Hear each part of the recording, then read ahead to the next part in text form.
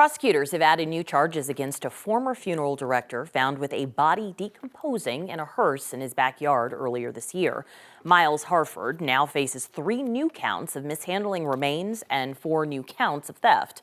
The theft victims all told their story 9 News investigates to them earlier this year. They told 9 News consumer investigator Steve Steger today that they're relieved to hear prosecutors finally calling them victims. Is 24 Sierra 1179, Miles Harford. On a large monitor inside a Denver courtroom Monday morning, Miles Harford appeared dressed in a suit.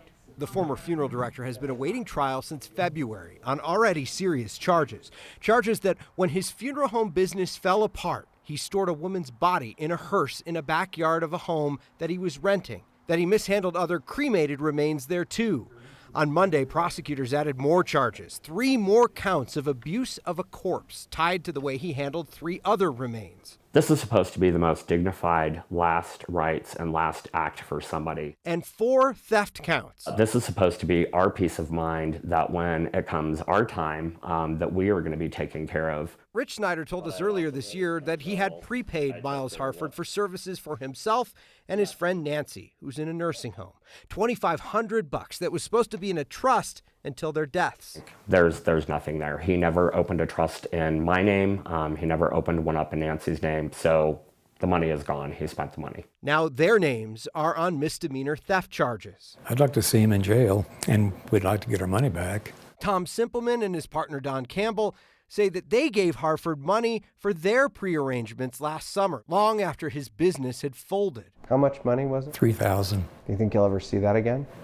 No, I doubt it. Their names are now on felony theft charges, since they're considered at-risk adults because of their age. I was kind of relieved to know something was going to be done and that our name just wasn't in with all the names in this huge pile.